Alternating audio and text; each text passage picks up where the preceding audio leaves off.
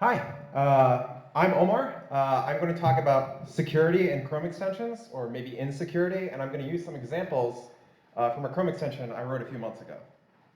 So first off, obligatory disclaimer with any talk about security. This is excerpted from David's blog.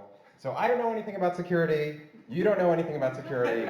I wouldn't use this in production. It hasn't been audited, et cetera, et cetera. This is just a fun talk about some problems you might run into when trying to secure a Chrome extension. Okay, so what's the problem we're trying to fix? So if we use Facebook chat to talk to someone, which I do pretty often, Facebook and its employees can see what we're saying, people who have access to Facebook's backend can see what we're saying, governments can see what we're saying. Even if they're not watching us directly, they might be logging what we're saying long term, it could be analyzed, whatever. But we don't want to move away from Facebook chat. We're lazy, we want to create a channel within Facebook chat within which we can communicate securely. Right? So we want something like this. Okay, so how can we fix this problem within Facebook without having to change our own behavior? How can we just do this in software? Okay. So I have an idea. There's a browser extension called Mailvelope, and it lets me encrypt my email from within Gmail without having to leave the interface. And it lets me decrypt it as well. So can we make an analog that seamlessly encrypts Facebook chats in a similar way as a browser extension? Okay, so here's the behavior I want. Things in the green outline should be protected by Facebook, or from Facebook. So Sandra and Barbara have the extension installed. Barbara types her social security number in, presses enter. The extension transparently encrypts the message, and then it gets sent over Facebook, and then it gets decrypted on the other side. Okay, so to us, to the users, it just seems like a normal chat. Okay, so how do we implement this in a Chrome extension? So let's talk about how Chrome extensions work. So Facebook has JavaScript code that operates on the document object model, which is basically what you see on the screen. And that JavaScript prints your chat messages out, reads the chat input in, that kind of thing. So now we want our extension to sit inside Facebook.com and intercept some of Facebook's JavaScript code and do things to the chat inside the site. So you might be familiar with user scripts. User scripts basically just append your code, concatenate it onto the site's existing code. And it's just like the code that's already there. They're running in the exact same execution context. You can access all of Facebook's objects, vice versa. So this is not how Chrome extensions work. This is not what we're doing. If you think about this, this makes sense, right? Because if Chrome extensions work this way, we would have no place to hide from Facebook's code.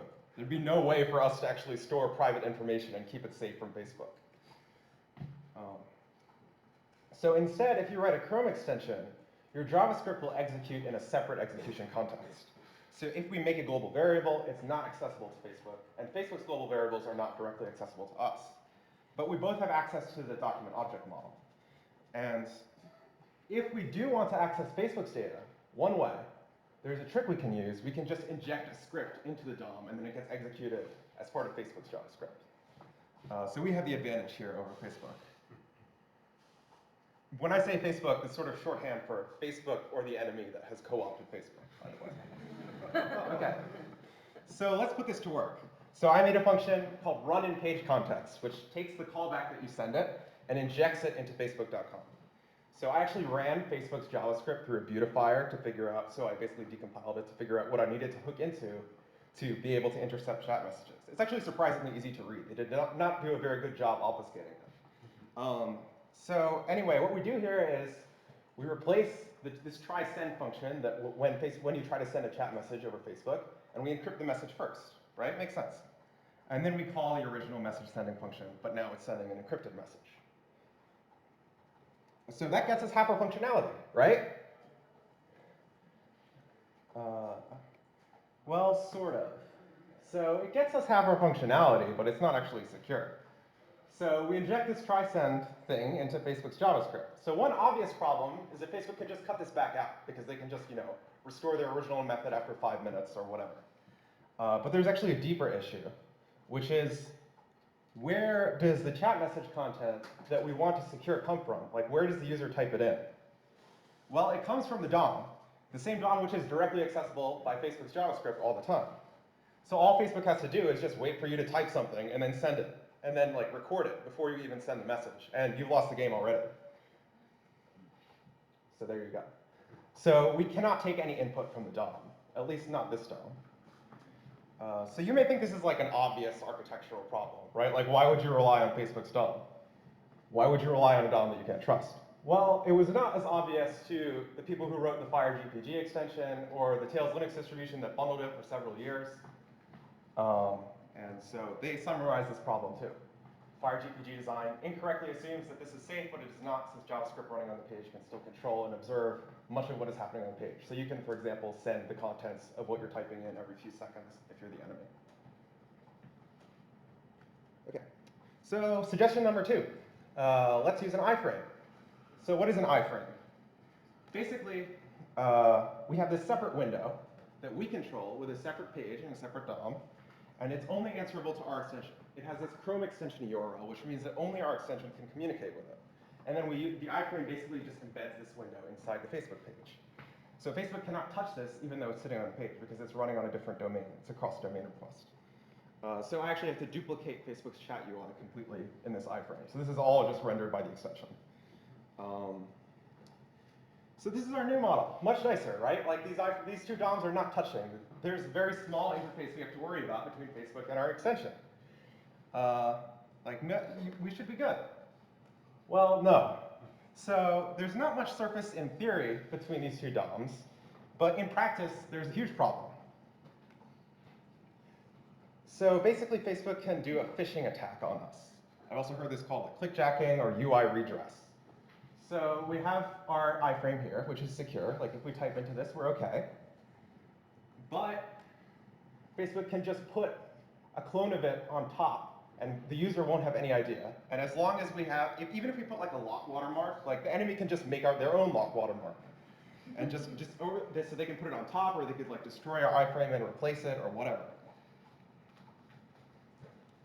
So the only solution I could find, and Mailvelope uses a similar one, is to construct some private information within the extension and like tell the user what it is, and then identify things in the extension using this private token. And then the user has to do the work of figuring out what to trust. So let's see this in action. Hopefully this works.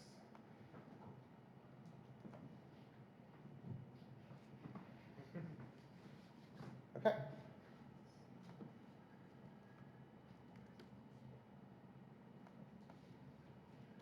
So as you can see, there are these tokens here and here and here, so that Facebook can't do anything on top. If you don't see them, you're in trouble. So we can see here that these messages are all encrypted. And yeah, this is what they look like to Facebook.